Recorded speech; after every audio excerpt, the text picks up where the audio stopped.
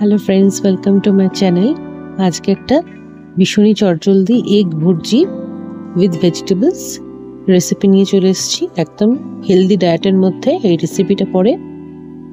যারা health conscious তাদের জন্য একদম রেসিপিটা পারফেক্ট। চলুন তাহলে দেখে নিই কীভাবে বানিয়েছি। প্রথমে আমি অল্প তেল নিয়ে নিয়েছিলাম, তারপর ওর মধ্যে আমি রসুন দিয়ে দিয়েছিলাম, তারপরে কাজু দিয়ে দিয়েছিলাম, তারপর ভালো করে নাড়িয়ে নিয়েছিলাম। তারপরে আমি এরপরে বিনস দিয়ে দিয়েছিলাম,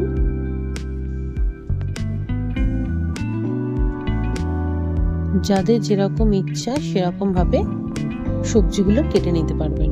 আমি এরকম টাইপেরই কেটেছি।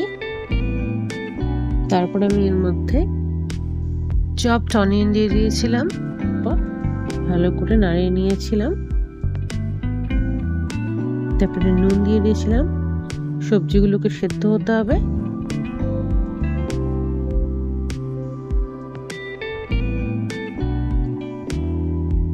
তারপরে চপড ক্যাপসিকাম আর চপড টমেটো দিয়ে দিয়েছিলাম।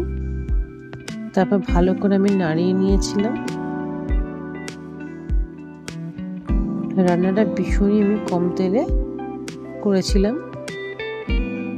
এরপর আমি একটু টেস্টের জন্য টমেটো সস দিয়ে দিয়েছিলাম।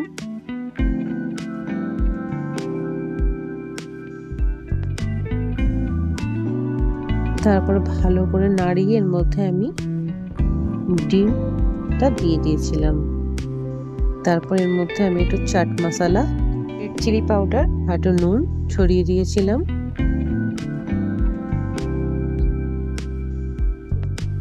তারপর ভালো করে আমি আস্তে আস্তে ডিমটার সঙ্গে সবজিগুলোকে নাড়িয়ে নিয়েছিলাম।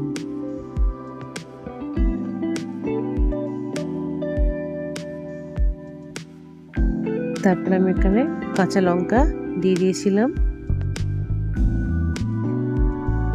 আমি রান্নাটা একদম কম আঁচে করেছিলাম, কারণ তেল যেহেতু কম তাই জন্য নিচটা ধরে যাচ্ছে। তাই জন্য আমি আস্তে আস্তে কম আঁচে আমি করে নিয়েছিলাম রান্নাটা।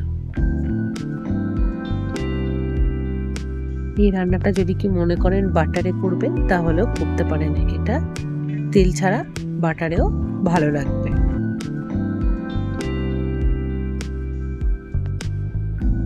এটা রুটি বা পরোটার সঙ্গে বা ব্রাউন রাইসের সঙ্গে খুব ভালো মানাবে খেতে। এরপর দিয়ে আমি একটুখানি চপড ধনে পাতা দিয়ে দিয়েছিলাম, যাতে টেস্টটা আরও বেশি ভালো লাগে। আমার এই এগ ভুর্জি রেসিপিটা একদম তৈরি হয়ে গেছে। আমার এই হেলদি এগ ভুর্জি রেসিপিটা কেমন হয়েছে অবশ্যই জানাবেন কমেন্ট বক্সে, আর সাবস্ক্রাইব করে দেবেন আমার চ্যানেলটিকে। Thank you.